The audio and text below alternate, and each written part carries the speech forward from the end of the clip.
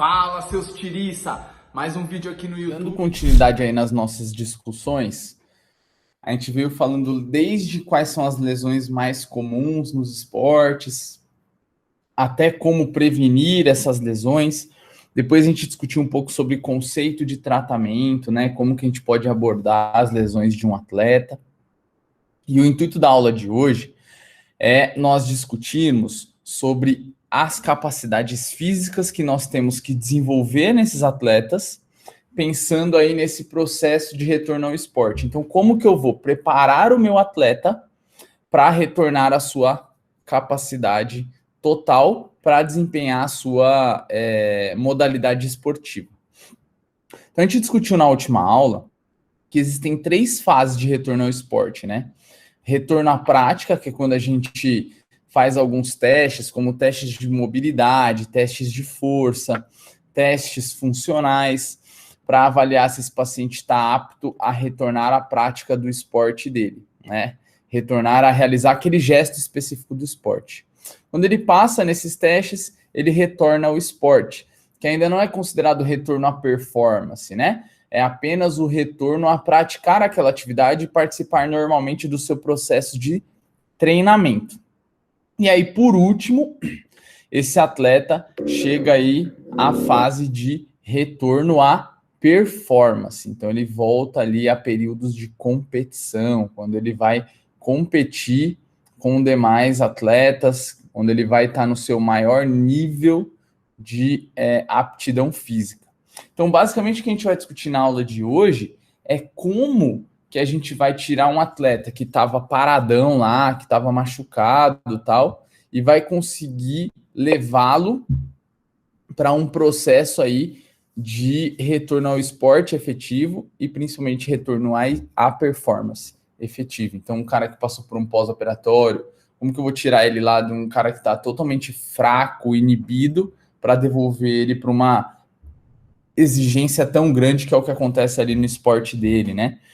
E na outra aula a gente discutiu bastante também, na aula de retorno ao esporte, de que a última coisa que a gente faz com esses atletas normalmente é deixá-los em repouso, né? É a exposição à carga.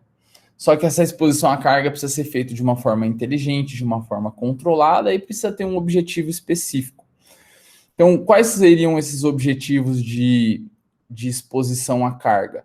Depende das demandas e das exigências daquele determinado esporte com que aquele atleta está envolvido.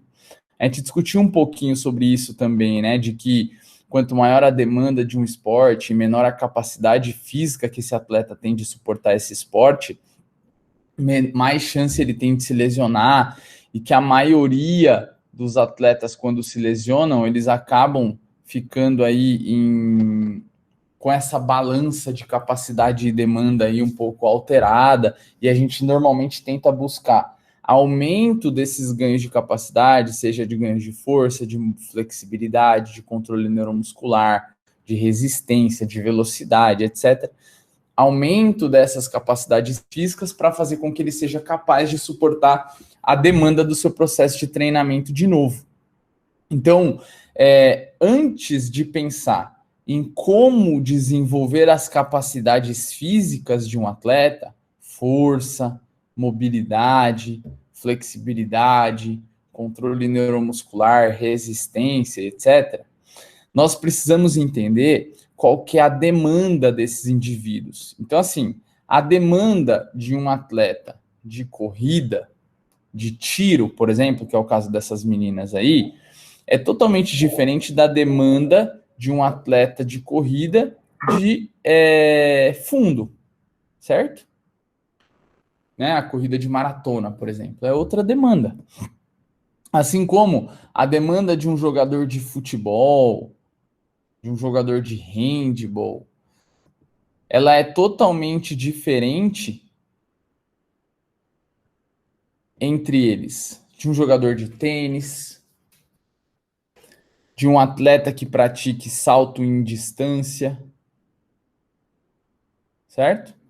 Então, é diferente a forma com que esses indivíduos serão expostos à carga, do mesmo modo em que as capacidades que eles vão ter que desenvolver para suportar essas demandas também terão de ser diferentes. E é basicamente sobre isso que a gente vai discutir hoje. Então, dentro desse contexto, onde eu tenho que entender o que é exigido do meu atleta durante a prática do seu esporte e como que eu posso prepará-lo para suportar melhor essas exigências, a gente cai no contexto aí de capacidades físicas, certo? Que, por definição, nada mais é do que as qualidades que o indivíduo apresenta relacionada ao movimento. Então, o que seriam capacidades físicas? Variáveis relacionadas à capacidade que esse indivíduo tem de se movimentar e principalmente de suportar determinada demanda relacionada ao esporte com que ele está envolvido, que, né, no caso, a gente está falando sobre a atuação da fisioterapia na área esportiva.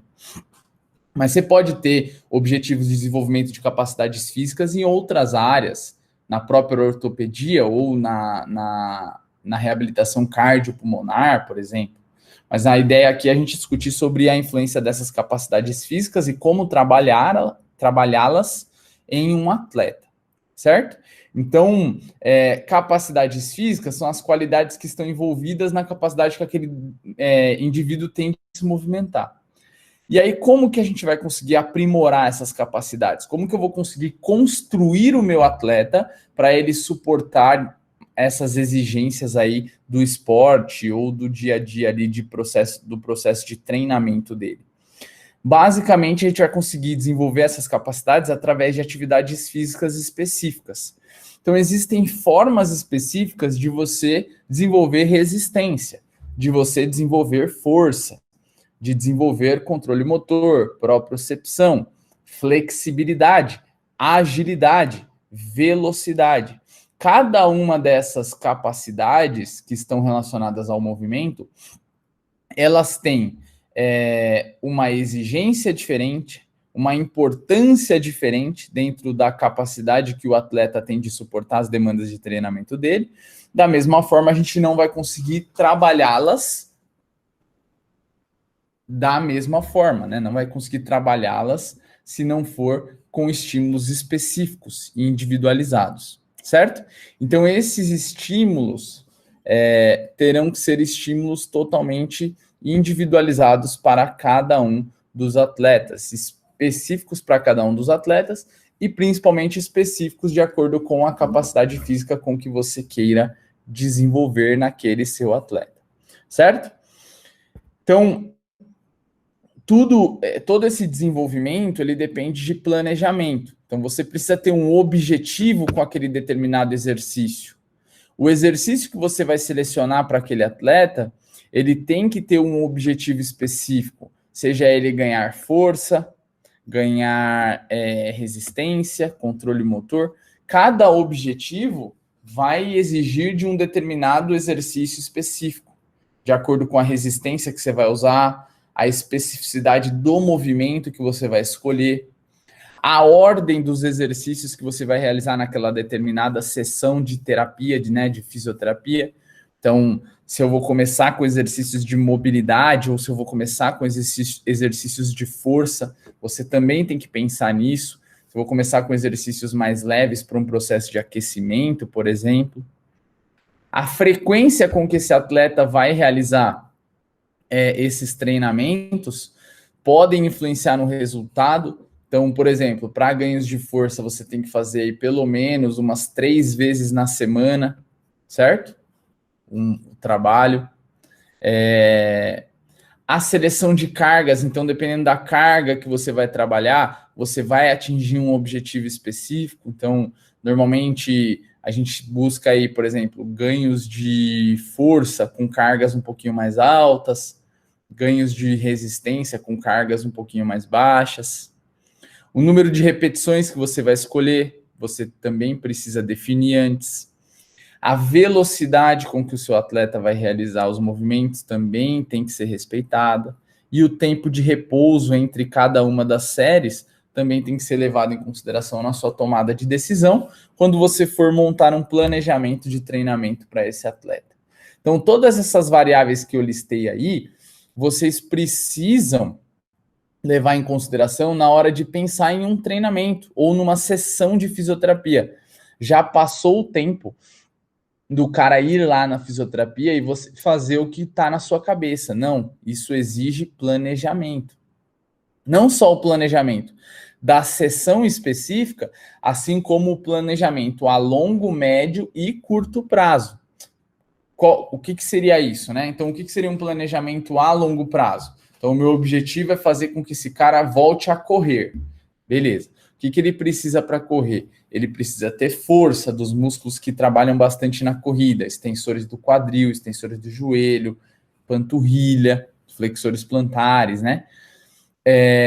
E além de ter força nesses grupos musculares, ele precisa suportar atividades ali de ciclos de alongamento e contração desses músculos. Alongamento e contração desses músculos que normalmente a gente trabalha através da pliometria, que vocês já viram isso comigo e com a professora Carla lá em cinesioterapia, que um estímulo pliométrico ele depende aí de uma fase de controle excêntrico para absorver a carga e uma fase de controle concêntrico para fazer a propulsão dessa carga. Então, antes de devolver ele à corrida, que seria o meu objetivo a longo prazo, eu preciso desenvolver capacidades que vão prepará-lo para isso. E aí serão os meus objetivos a curto prazo, ganhar força primeiro, a médio prazo ali talvez realizar exercícios de potência, pliométricos, com salto, mudança de direção, e aí ele já está praticamente apto a correr. Então, definir esses objetivos a curto, médio e longo prazo através de um planejamento. E, principalmente, como você vai atingir essas variáveis físicas ou melhorá-las é muito importante. Então, já passou do tempo do fisioterapeuta ficar aí fazendo o que está na cabeça dele, o que ele acha que é certo. Você precisa de um planejamento durante esse processo, beleza? Dentro das capacidades físicas, especificamente, a gente vai discutir um pouquinho aqui agora sobre a capacidade de produzir torque, certo? Então, força. Quando a gente fala assim, eu quero ganhar força no meu atleta, o que seria ganhar força? É a capacidade de gerar movimento. Então, força, por definição, é a capacidade que um determinado indivíduo ou um grupo muscular tem de produzir torque, de gerar movimento, certo? Então, ser forte não significa ser grande, ser boladão, não tem nada a ver com isso.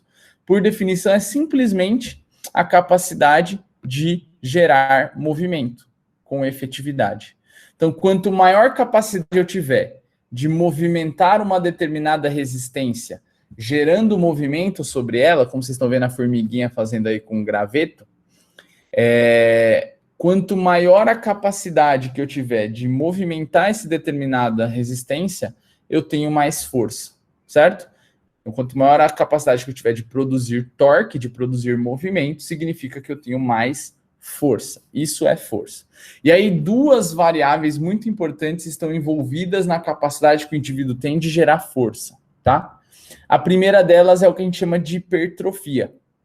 Então, quanto maior for a área de secção transversa de um grupo muscular, maior é a capacidade que o indivíduo tem de gerar movimento contra uma determinada resistência. Basicamente, maior a capacidade que o indivíduo tem de gerar força.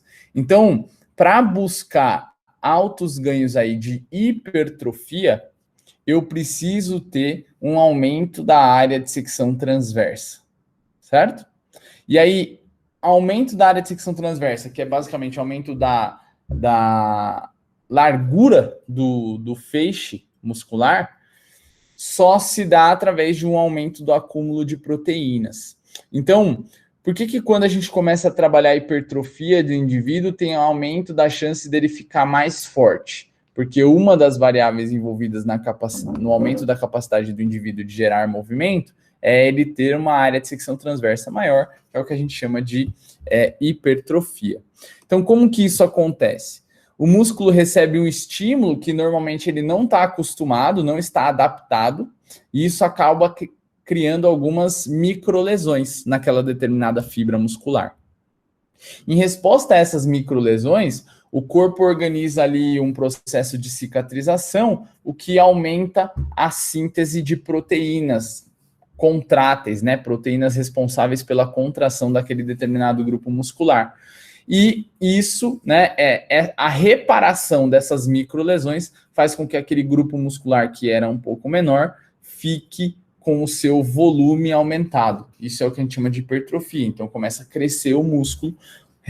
E o que é diretamente responsável por esse músculo estar cada vez maior é o aumento da área de secção transversa. Então, esse aumento da área de secção transversa, que é o aumento da largura do músculo, só vai acontecer a partir do momento que ocorrerem essas microlesões e o corpo realizar a síntese de algumas proteínas para reparar essas lesões. É por isso que durante um processo de treinamento de força, a tendência é que o músculo cresça. Só que não é só a hipertrofia que é responsável pela capacidade de gerar força de um indivíduo. A força neural, a capacidade de controle neural, ou capacidade de ativação daquele determinado muscular, a capacidade de utilizar aquele grupo muscular também influencia nesse processo. Então, a capacidade de movimentar um determinado objeto, né, com uma alta capacidade, tem relação tanto com o tamanho do grupo muscular que está envolvido, assim como a capacidade que o indivíduo tem de utilizar aquele grupo muscular do seu ponto de vista neural. Então, nas fases iniciais de um treinamento de força, você não consegue observar uma hipertrofia elevada. Ninguém fica grandão, igual vocês viram o Arnold Schwarzenegger ali na foto, do dia para a noite. Então, você precisa ter um tempo para que essa hipertrofia aconteça. Mas mesmo assim, com 2 semanas de treinamento ali, 3 semanas, o atleta já é capaz de gerar mais força, de gerar maior capacidade de movimento. Por que isso acontece? Esses ganhos iniciais de capacidade muscular, eles estão relacionados a alterações neurais do sistema nervoso central. Então, você começa a ter um maior sincronismo e recrutamento das unidades motoras, dos motoneurônios inferiores, que são os neurônios que despolarizam aquele músculo para que ele gere a contração, para que ele gere o movimento. Então, você tem aumento da frequência de disparos e esses motoneurônios começam a trabalhar com maior capacidade, maior efetividade. E isso faz com que você, mesmo sem ter um ganho expressivo de hipertrofia, tenha maior capacidade de gerar força por conta dessa ativação neural mais aguçada. Certo? Uma grande dúvida que vocês devem ter, e até a população em geral tem, muitos profissionais da saúde têm, é que será que para ser efetivo o meu treino de força, os meus ganhos na academia, eu preciso ir todo dia na academia treinar para ganhar força?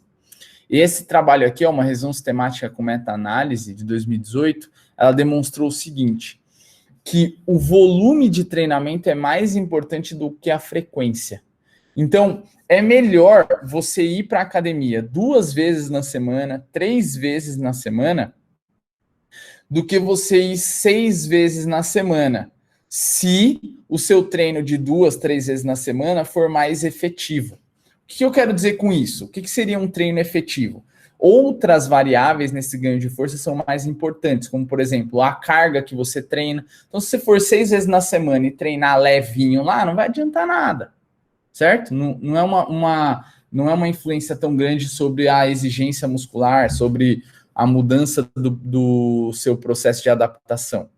Porque você não está expondo o seu músculo a uma carga que ele não está acostumado a suportar. Um treino levinho, ele está acostumado, isso não vai gerar adaptação. Então é melhor você ir 2, 3 vezes na semana e treinar forte do que ir 4, 5 vezes na semana e ficar lá na academia sentado no chão no celular, ficar lá conversando com os menininhos, ficar lá conversando com as menininhas. Não adianta nada, certo? Então a frequência não é tão importante quanto o treinamento em si, o planejamento do treinamento. Então, o volume de treinamento é muito mais importante do que a frequência com que você vai treinar. O que seria isso? Volume é a intensidade, certo? E o tempo que você fica exposto àquela atividade. Isso é volume. Intensidade vezes o tempo. Frequência é quantas vezes você vai ser exposto à atividade, entendeu? Então você não precisa ser exposto muitas vezes, desde que a sua intensidade de treinamento e o tempo que você vai ficar exposto àquela atividade ali seja efetivo naqueles dias que você for exposto. É isso que eles querem dizer nesse trabalho. A American College, né, Sports Medicine, que é o Colégio Americano de Medicina do Esporte, eles preconizam que indivíduos que nunca treinaram, eles devem treinar aí pelo menos umas 2, 3 vezes na semana. Os caras que já são experientes, que já são muito fortes, muito treinados, eles devem treinar aí em torno de 4 a 5 vezes na semana, se o objetivo é ganhar força, tá bom? Por que esses caras que são mais experientes, eles têm que treinar aí 4, 5 vezes na semana para conseguir desenvolver força? Porque os caras já são muito desenvolvidos, eles já são muito adaptados àquela exposição e chega um momento de que se você é muito exposto a uma determinada atividade, você entra num platô, quando a gente fala de ganhos de força. Esse platô é chamado de platô hipertrófico. Então o cara não sai daquilo, ele não consegue crescer mais, ele não consegue ficar mais forte. Aquele indivíduo ele não consegue desenvolver mais, porque ele já está muito tempo exposto ao mesmo estímulo. E para evitar esses platôs, essa estagnação no processo de treinamento, variações de estímulos são muito interessantes. Então, variar os estímulos que serão expostos aos seus pacientes é muito interessante para que eles não entrem em pontos aí em que eles vão entrar no marasmo, na monotonia do treinamento, e eles não vão evoluir mais as capacidades físicas que vocês objetivam, certo? Então, o que eu queria dizer com esses 2 slides? O planejamento é muito importante. Tanto o planejamento com relação ao que a gente chama de periodização do treinamento, que é a organização de quantas vezes na semana ele vai fazer, quantas séries, quantas repetições, qual a carga que ele vai utilizar, isso é muito importante. A gente vai discutir sobre isso na próxima aula. E assim como a qualidade da exposição de carga que você vai fazer para aquele cara. Ele não precisa fazer exercício para o quadríceps todo dia. Se você fizer um exercício para o quadríceps 2, 3 vezes na semana, muito bem feito, ele tende a ter ganhos até melhores do que ele fazer um exercício para o quadríceps todo dia, um lixo, certo? Que não é efetivo para desenvolver as capacidades daquele determinado grupo muscular. Então, a qualidade do treino é muito mais importante do que a frequência. Fechado? Uma outra capacidade física que tem relação com a força é o que a gente chama de potência. Então, potência é uma capacidade física muito importante para atletas de corrida, para esportes em geral, futebol, basquete, handebol. Porque potência, por definição básica, é força vezes a velocidade. Basicamente, é a quantidade máxima de força, de trabalho que você consegue produzir o mais rápido possível. Então, coloquei até foto do meu carro aí, ó, minha Ferrari, para vocês fazerem uma analogia com o carro. O que é um carro potente? Quanto mais rápido ele chegar de 0 a 100, mais potente ele é. O que é um atleta potente? Quanto mais rápido ele conseguir realizar determinada atividade, determinada exposição com uma capacidade efetiva de produzir força, mais potente ele é. Atletas muito potentes, eles tendem a ter resultados melhores do que atletas que não têm uma potência tão grande. Então, potência é força vezes a velocidade, ou realizar uma força o mais rápido possível, uma força efetiva, que vai me ajudar naquele determinado movimento que eu quero realizar, mas o mais rápido possível. E existem 2 tipos de potência. A potência aeróbia, que é você realizar um estímulo de força rápido, só que conseguir manter esse estímulo por um tempo prolongado, onde a gente utiliza a via de oxigênio para manter esse metabolismo, né? A via aeróbia. Ou seja, eu tenho que ter contrações aí a um longo período. A corrida é um exemplo de potência aeróbia, porque durante todo o tempo você tem estímulos de potência. O cara bate no chão e sai, bate no chão e sai, bate no chão e sai. Isso nada mais é do que potência, força vezes a velocidade. Rápido, rápido, rápido, rápido, contrações rápidas em um curto intervalo de tempo. Só que ele tende a manter esse ciclo de contrações por um longo período, por exemplo, numa maratona. Então, isso é um exemplo de potência aeróbia. E existe também o que a gente chama de potência láctica. O que seria uma potência láctea? É uma potência que ela tem um intervalo de tempo curto para que a contração seja mantida. Então, um exemplo, um jogador de futebol que vai fazer um gol, ele dribla o adversário e chuta a bola. Depois que ele chutou a bola, ele não vai continuar correndo naquela intensidade, fazendo aqueles mecanismos do mesmo jeito. Ele vai recuperar um pouco, depois a bola vai vir, ele vai correr de novo. Então, utiliza-se muito essa potência aí através do metabolismo lácteo, certo? Que é o metabolismo de queima rápida, de ATP-CP. Então, o metabolismo que não se sustenta por um longo período. Então, existem esses dois tipos de potência, tá bom? A potência, então, para que eu consiga deixar o meu atleta mais potente, eu tenho que elevar os seus níveis de força máxima. Então, como a potência é força vezes a velocidade, se eu tenho um atleta mais forte, ele tende a ser mais potente, desde que ele consiga realizar essa força com o máximo de velocidade possível. Então, eu tenho que desenvolver duas variáveis físicas para que ele seja potente: força e velocidade. Então ele tem que ser um cara muito forte e ele tem que ter a capacidade de gerar essa força em curtos espaços de tempo, muito rápido, certo? Principalmente à medida que a gente vai aumentando o encurtamento muscular, quando o músculo vai ficando cada vez menos capaz de gerar torque. Então um cara que tem uma capacidade de gerar torque alta, no momento em que o músculo está encurtado e muito rápido, ele é um cara muito potente. Como que a gente consegue desenvolver força nos nossos atletas? As mesmas variáveis que a gente acabou de discutir com relação ao trabalho de força.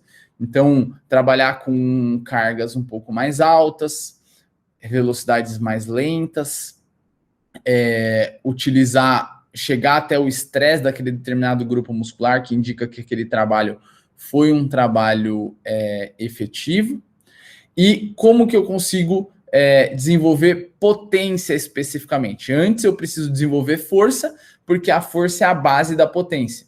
Então, pensando naquela história do longo prazo, não adianta você querer trabalhar potência antes de ter trabalhado força com o seu paciente. Então, antes você tem que dar uma boa base de força para ele, para depois você começar a desenvolver as capacidades de potência. Beleza? A gente trabalha bastante potência através de estímulos pliométricos, exercícios pliométricos.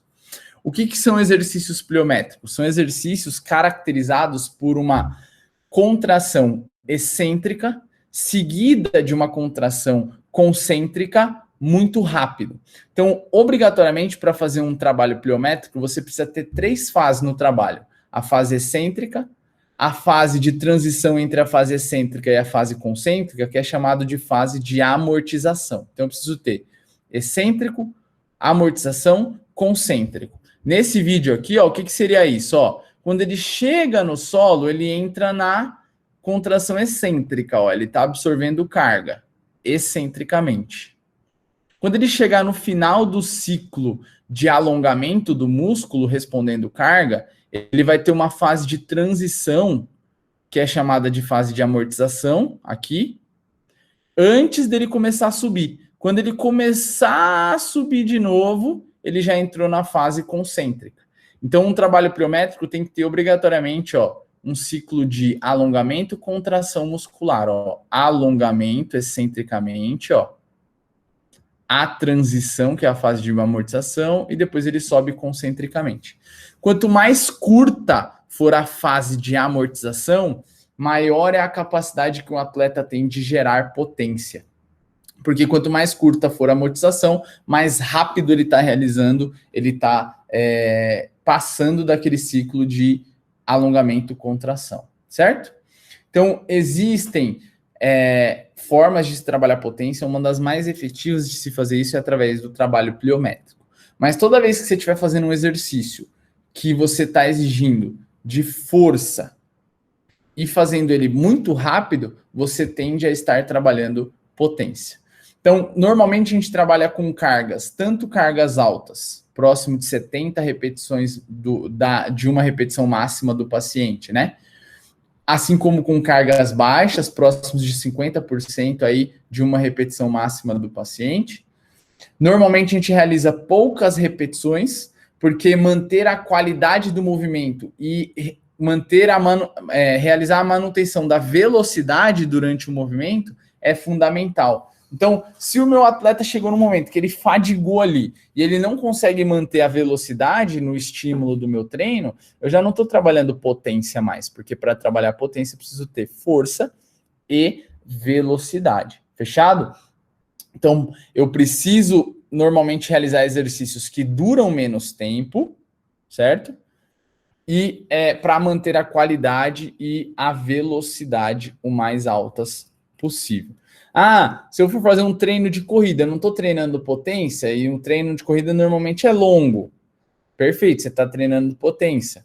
Só que é uma potência aeróbia, certo? Então, quando a gente faz treinos aí pliométricos, o objetivo é desenvolver um pouco mais a capacidade de potência aláctica e também a capacidade que o indivíduo tem de realizar absorções de carga. Algo que, quando a gente fala da reabilitação, da fisioterapia, a maioria dos nossos pacientes, eles têm dificuldade em realizar pelo fato de ter passado por processos de dor ou até momentos em que ele não podia realizar a descarga de peso sobre aquele membro que estava lesionado. Então, exercícios de potência, principalmente que envolvam salto, como, por exemplo, exercícios pliométricos, eles são muito interessantes para desenvolver a capacidade que o indivíduo tem de absorver as cargas, de novo, antes de você expor ele a atividades esportivas que ele era exposto antes. A gente falou que a potência é força vezes a velocidade, né? Mas como que eu desenvolvo velocidade de um atleta? Então, velocidade é simplesmente a forma com que você tem de realizar aquela determinada atividade o mais rápido possível. Não importa como o seu atleta vai fazer. Então, se eu quero trabalhar a velocidade do meu atleta, eu não estou preocupado se ele vai fazer aquele exercício bonitinho ou não. Eu só quero que ele faça o mais rápido possível. O objetivo é trabalhar transferências rápidas de energia. Automaticamente você tem uma exigência maior de fibras de contração rápida, de metabolismo rápido, como, por exemplo, as fibras brancas, né? E a ideia é aumentar um pouco a excitabilidade do motoneurônio inferior e, principalmente, desenvolver essas fibras de contração rápida para que o atleta fique cada vez mais veloz.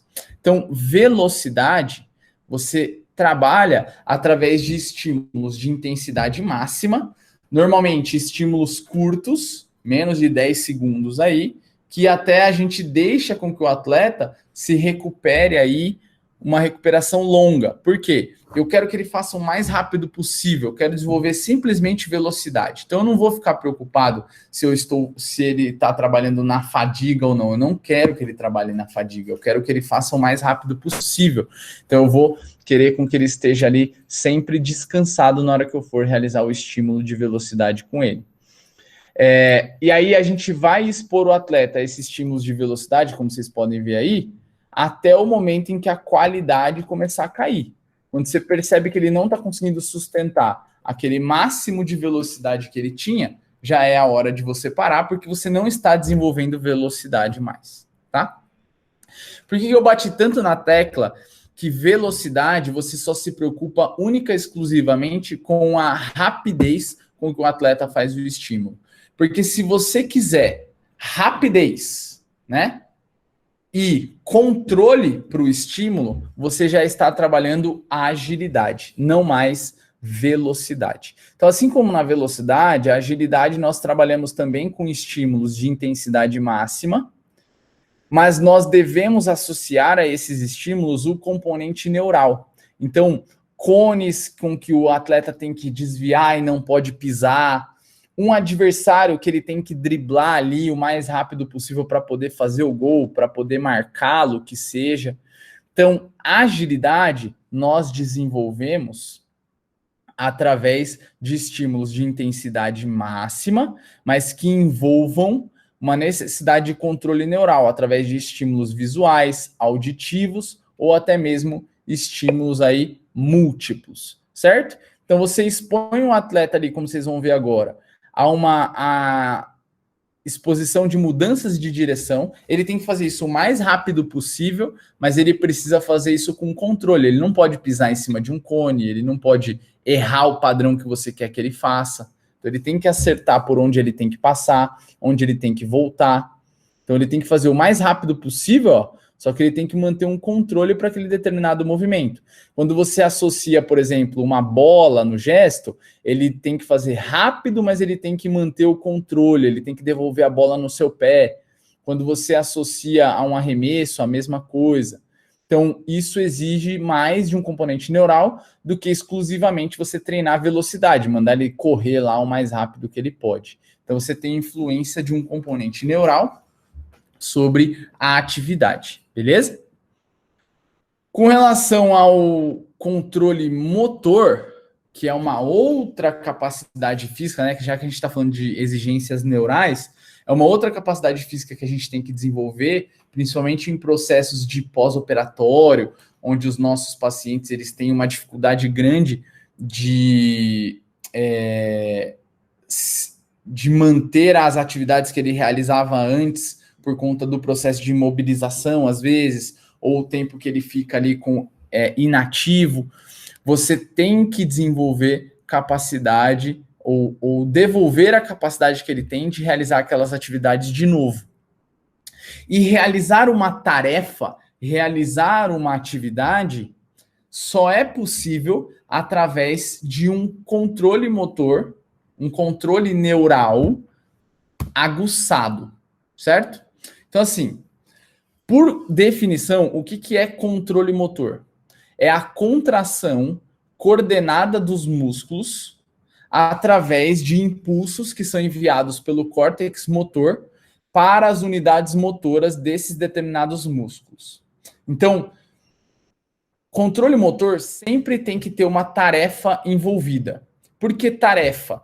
Porque para realizar aquele movimento, eu vou precisar planejar, programar como ele vai ser realizado e depois eu irei executá-lo. Então, o planejamento e a programação, assim como a execução, elas dependem muito de qual a informação que você vai mandar para aquele determinado grupo muscular, para que ele seja capaz de executar a tarefa que você deu para o seu paciente. Então, um exemplo, tá? Mais simples, depois eu vou transferir para o esporte.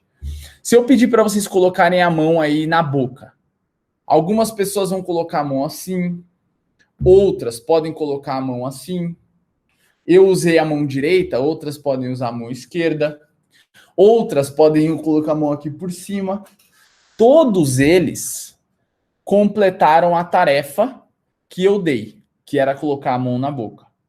Só que existem milhões de combinações que você pode utilizar para colocar a mão na boca. Você pode deixar o seu dedo mais dobrado, com o braço no mesmo posicionamento. Com o braço no mesmo posicionamento, você pode deixar sua mão mais virada.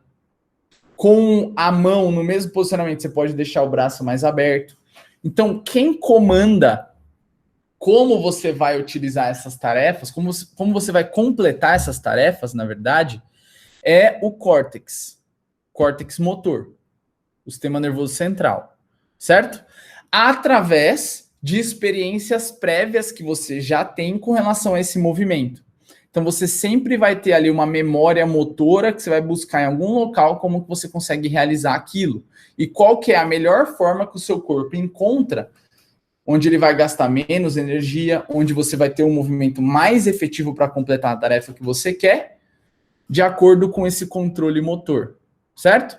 Então, primeiro, antes de que o movimento aconteça, existe um planejamento no seu córtex motor e uma programação de quais os músculos que tem que contrair, qual a intensidade que essa contração precisa existir para que realmente o movimento seja executado. Isso é o que a gente chama de controle motor. Realmente é algo muito complexo. e sempre está envolvido numa tarefa. Como que eu conseguiria transferir isso para o esporte? Se eu pegar para um jogador de futebol e falar para ele assim, ó, chuta a bola no gol. Existem milhões de formas dele chutar a bola no gol. Ele vai escolher uma forma em que o córtex motor dele define que é mais fácil para ele completar aquela tarefa e atingir aquele alvo que eu pedi para que ele atingisse. Antes disso, ele vai ter que planejar, ele vai ajustar todo o corpo dele, o jeito certo que ele quer bater, para ele conseguir atingir aquela tarefa. Isso é o que a gente chama de controle motor. Então, obrigatoriamente, controle motor precisa ter uma tarefa envolvida, tá bom? Controle motor, então, é a mesma coisa do que propriocepção. Quando eu coloco um paciente em cima da cama elástica lá, eu estou trabalhando o controle motor ou eu estou trabalhando lá o equilíbrio dele? Controle motor não é igual equilíbrio, não é igual propriocepção. Controle motor, ele tem única e exclusivamente um envolvimento da tarefa que você precisa realizar. Propriocepção é uma percepção do corpo no espaço. Então, o meu braço está aqui, eu consigo perceber que ele está aqui. O meu dedo está aqui, eu consigo perceber que ele está aqui. É a percepção dos segmentos corporais no espaço. Isso tem um envolvimento neural? Tem. Mas não obrigatoriamente eu preciso ter um envolvimento de uma tarefa para trabalhar propriocepção. Então, eu posso trabalhar a percepção corporal do meu paciente no espaço, simplesmente colocando ele para observar qual é o posicionamento em que o braço dele está na hora que ele está sentado, na hora que ele está em pé. Eu já estou trabalhando propriocepção, já estou melhorando a capacidade que ele tem de perceber aquele segmento no espaço. O motor, para você aprimorar, você precisa trabalhar através de aprendizagem motora. A gente vai discutir já o que seria isso, tá bom? Mas obrigatoriamente controle motor você precisa iniciar, direcionar o movimento e graduar o movimento voluntário com um propósito. Então, planeja, programa e realiza com um propósito. Levantar o copo, arremessar o copo, arremessar a bola. Então precisa ter um propósito, uma tarefa envolvida, certo? Durante todo o gesto do movimento, você vai ter o sistema nervoso avaliando se ele precisa continuar realizando o movimento daquela forma, se ele precisa contrair outros músculos, se ele precisa aumentar a intensidade da contração, se ele precisa envolver outro membro no gesto. Isso acontece o tempo todo no esporte. Então, você pega um atleta aí, de futebol, tentando driblar o oponente. O tempo todo a tarefa dele qual é? Passar pelo cara sem o cara tomar a bola dele. E aí ele vai desenvolver estratégias dentro do envolvimento de todo o corpo dele, desde o cérebro até o dedinho dele, vai ter um comando para que ele consiga desempenhar essa tarefa e passe pelo oponente dele. E durante cada milésimo de segundo, o córtex motor ele está avaliando se esse movimento ele está acontecendo da forma que ele deveria ou se ele precisa mudar a estratégia ali no meio para que o atleta consiga desempenhar essa tarefa. Beleza? À medida que você expõe o seu paciente a um movimento novo que ele nunca fez, essa informação ela vai ser armazenada e ela pode ser utilizada para tarefas futuras. Só que você só consegue atingir uma aprendizagem desse gesto novo que você expôs a ele através de estímulos repetidos. Então não adianta eu levantar o copo uma vez e achar que eu sou o melhor cara para levantar copo, eu sou o melhor do mundo para levantar copo. Não, eu preciso fazer isso milhões de vezes. E aí, cada vez que eu fizer, eu vou ter um armazenamento desse gesto no meu córtex. E cada vez que eu fizer, eu vou ter um aprimoramento para com esse gesto, que vai fazer com que cada vez eu tenha maior aprendizagem sobre ele, maior destreza para realizá-lo, certo? É por isso que é necessário um processo de treinamento para desenvolver performance de um atleta. Isso passa desde a aprendizagem motora, ou seja, daquele gesto realizado repetidas vezes, para que você chegue próximo da perfeição, certo? Quando você tem esse armazenamento do controle do córtex, né, do determinado movimento no córtex, isso favorece o que a gente chama de dupla tarefa, que é realizar uma atividade motora ao mesmo tempo que você realiza uma atividade cognitiva. Então, quando ele vai tentar driblar um oponente, por exemplo, ele tem que realizar o mais rápido possível os gestos ali do corpo dele, ao mesmo tempo que ele não pode tirar o olho da bola, que ele tem que olhar um outro oponente chegando do lado, ou um parceiro de equipe dele passando para ele tocar a bola. A gente chama isso de dupla tarefa. Então, quando você tem um armazenamento de um determinado padrão de movimento no seu córtex, já é algo automático, você consegue fazer duas coisas ao mesmo tempo. Por exemplo, dirigir e conversar. Driblar o seu oponente e ver quem é que está passando ali para você passar a bola, certo? Então, o controle motor é algo muito complexo, certo? E para desenvolver controle motor na reabilitação, a gente precisa utilizar o que a gente chama de aprendizagem motora. Então, se eu quiser melhorar como alguém desempenha uma determinada tarefa, melhorar o controle motor dessa tarefa, por exemplo, se eu quero melhorar como que o meu paciente está chutando a bola, eu preciso mandar ele chutar a bola. Se eu preciso melhorar como que o meu atleta está levantando o braço para arremessar uma bola, eu preciso mandar ele arremessar a bola e observar o braço dele durante o tempo. E isso não é simplesmente assim, ó, corre aí que você vai melhorar, chuta aí que você vai melhorar, arremessa aí que você não vai melhorar. Não, isso depende de consistência e de exposição a longo prazo. Então, o cara precisa fazer isso recorrentemente e ser exposto à atividade recorrentemente com o tempo. Com o tempo, ele tende a melhorar. E mais importante do que isso, existem 3 fases de aprendizagem motora, certo? Cognitiva, certo? Associativa e autônoma. Então, o que seria isso? Cognitiva. Primeiro, ele tem que entender o que ele faz e que você não gostaria que ele fizesse. Por exemplo, um corredor. Ele está correndo com o tronco muito para frente. E eu quero fazer com que ele corra com o tronco um pouco mais reto. Um exemplo, tá? Ele primeiro tem que entender o que é correr com o tronco para frente. Isso é a associação cognitiva. Beleza? Depois que ele entendeu o que é correr com o tronco para frente, ele precisa ter a aprendizagem associativa. O que seria a aprendizagem associativa? Ele realizar o movimento que eu quero que ele realize para corrigir aquilo que ele entendeu que era errado. Então, ele entendeu que eu não queria que ele inclinasse o tronco e que, para ele melhorar esse padrão do tronco, ele precisa manter o tronco estendido durante o treino. Normalmente, a gente faz essa fase associativa com um treino de feedback, que é o que vocês estão vendo aqui. Ó. Tá vendo que tem um bonequinho correndo lá na TV e ele está assistindo a TV? Então, lá na TV, tem o bonequinho dele correndo. Então, ele vai olhar na TV e vai ver que, quando ele sobe a cabeça, o bonequinho corre com o tronco mais reto, que é o que eu quero. Então, ele associa essa extensão do tronco do bonequinho com um padrão de movimento que a gente quer. Então, cognitivo, ele tem que entender o que está errado. Associativo, ele associa um padrão com o que seria o ideal, que é o que a gente quer mudar. E a gente faz essa associação sempre através de biofeedback. Pode ser um biofeedback visual, que é o que eu estou fazendo aí. Pode ser um feedback auditivo, por exemplo.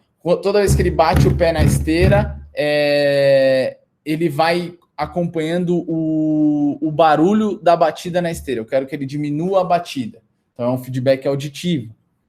Se eu colocar ali um ritmo para ele correr no ouvido dele, uma batida de uma música lá, pode ser um feedback auditivo. Então, na fase associativa, você precisa ter um feedback para ele associar o movimento que você quer com o movimento que ele fazia antes e que você não quer. E aí, à medida que ele vai evoluindo, que ele vai entendendo, que ele vai associando a esse aprendizado, você começa a retirar essas estratégias de feedback. Você começa a retirar a exposição a esse feedback com que ele foi realizado. E você só pode afirmar que esse cara realmente aprendeu o que você gostaria que ele aprendesse quando ele automatizar, que é a última fase.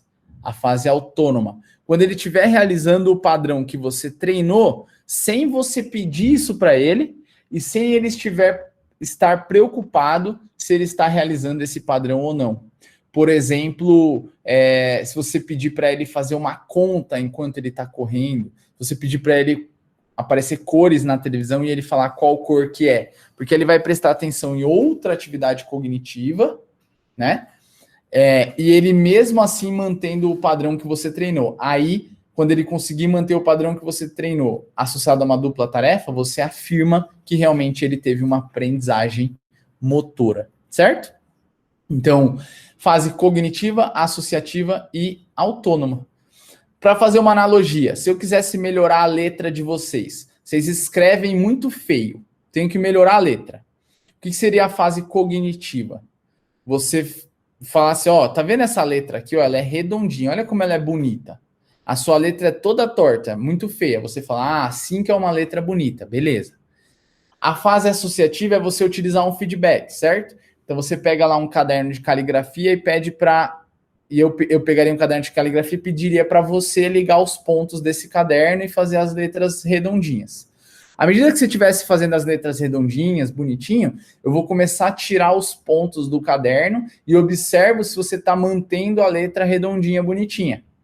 A partir do momento que você mantém a letra redondinha, bonitinha, e eu estiver conversando com você, e você continuar realizando a letra redonda, bonitinha, sem ser toda torta, sem utilizar o feedback, eu afirmo que você aprendeu a escrever bonito de novo. Isso é uma aprendizagem, certo?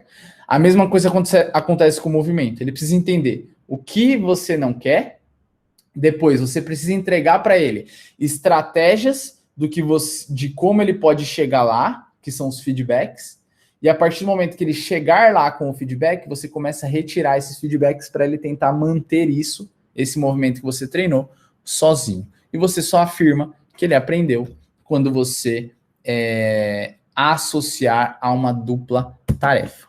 Beleza? A gente falou sobre força, mas a gente não discutiu sobre resistência, né? Então, em alguns casos, pode ser que a gente também queira trabalhar um pouco de resistência com os nossos pacientes. Dificilmente a gente vai fazer isso num processo de reabilitação. Normalmente o treinador vai querer desenvolver essa capacidade física aí, mais nas fases ali de retorno à performance. Então, a gente acaba trabalhando pouco resistência, tá? Mas resistência nada mais é do que a capacidade de manter, né, uma força ou potência por um determinado, né, por um longo período.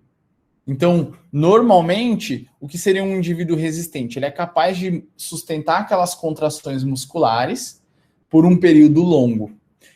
E a gente desenvolve resistência normalmente utilizando cargas baixas, intensidades baixas de treinamento, associado a um alto número de repetições, a um alto volume de treinamento, né? Uma alta exposição à carga de treinamento, certo? Além disso, é interessante que esses treinos sejam realizados, porque quando não são realizados treinos de resistência, dependendo do esporte que a gente estiver falando, o rendimento do atleta pode cair, tá? Mas existe uma grande discussão hoje com relação a treinos de resistência. Por exemplo, atletas de corrida, eles por muito tempo foram expostos a treinos com baixa carga, com um tempo muito longo de exposição ao estímulo, porque era algo que os indivíduos relatavam ser responsável por ganhos de resistência muscular.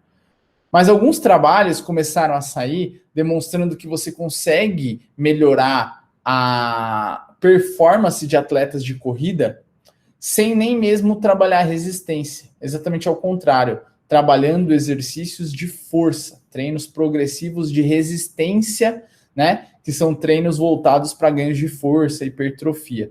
Então, está ocorrendo uma mudança aí na literatura de que o atleta faz um esporte de resistência, ele tem que trabalhar só resistência. Pelo contrário, parece que ele precisa trabalhar força, além de trabalhar aí as variáveis voltadas para o esporte dele. E quando é retirado um treino de resistência e introduzido um treino de força no processo de treinamento, esses atletas parecem até desenvolver melhor as suas capacidades de exposição ao treino e a sua capacidade de performance. Então, provavelmente isso é algo que vai mudar na literatura, está mudando aí mais ou menos de uns 4 anos para cá, 5 anos para cá, de que corredor, nadador tem que treinar só resistência, não pode pegar muito peso e tal. Pelo contrário, parece que pegar peso faz com que eles corram até melhor, tenham maior capacidade de performance. Beleza?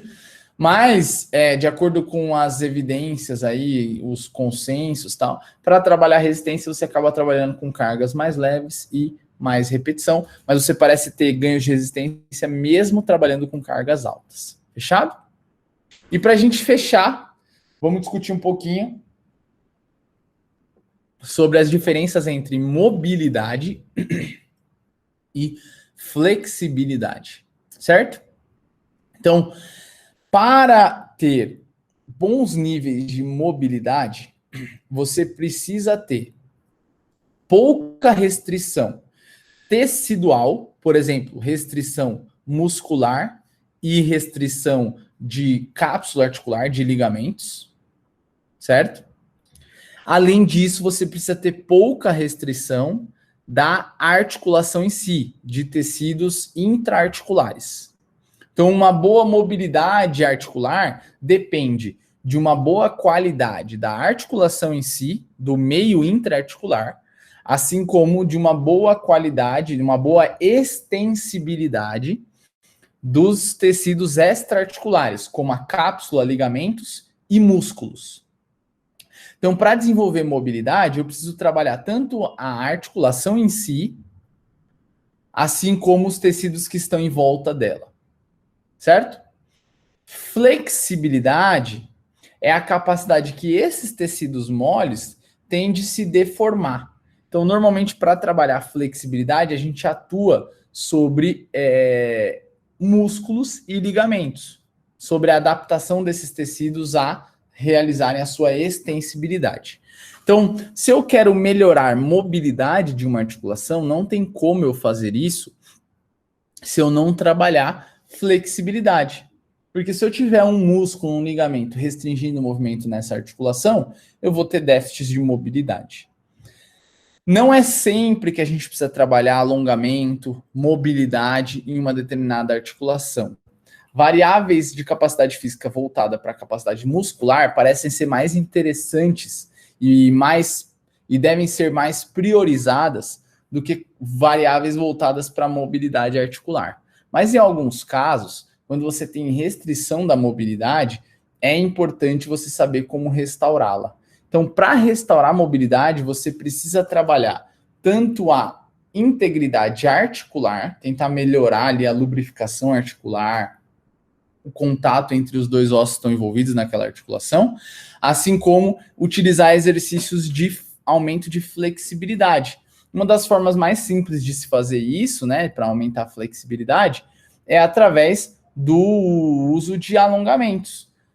Seja um alongamento estático, alongamento balístico, que é quando você faz o movimento e volta, ou os alongamentos chamados de contração, relaxamento, contração, que é através da utilização aí da facilitação neuromuscular proprioceptiva. Então, para desenvolver flexibilidade, você vai precisar utilizar técnicas de alongamento. Para desenvolver mobilidade, você precisa de técnicas tanto de alongamento, que vão abranger a exigência do músculo, assim como técnicas de mobilidade articular, como a mobilização com movimento, mobilização fisiológica, movimentar aquela articulação mesmo.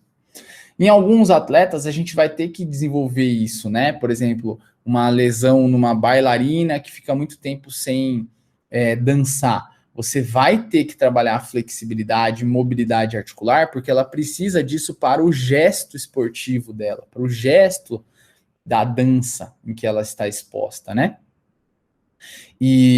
Mas nem sempre é necessário utilizar estratégias de mobilidade, flexibilidade. Cuidado para não priorizar essas estratégias e não priorizar outras estratégias mais interessantes, como, por exemplo, força muscular, resistência muscular, pliometria, né, que está envolvido na potência. que são estratégias mais voltadas para a capacidade que o indivíduo vai ter de suportar aquelas cargas. Não que a mobilidade não influencie nisso, mas talvez tenha um peso menor. Beleza?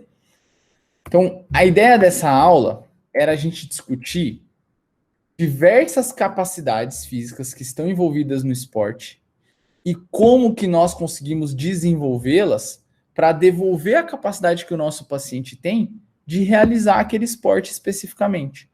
Então, o quanto que eu vou ter que ganhar de força no meu paciente depende se ele é um jogador de futebol, se ele é um jogador de handebol, se ele faz levantamento de peso. O quanto que eu vou trabalhar de mobilidade depende se o meu atleta é uma bailarina ou se é um cara que faz academia só. Então, avaliar a especificidade de cada esporte antes de pensar no desenvolvimento das capacidades e definir os seus objetivos nesses trabalhos. Entenda qual é a demanda do esporte em que aquele indivíduo está inserido, para que você tenha um objetivo a longo prazo de como ele vai ter que estar lá na frente para voltar a realizar. Se você gostou, clica aqui no link de curtir. Beleza? E compartilha para os seus amigos que a gente vai falar muito sobre fisioterapia aqui.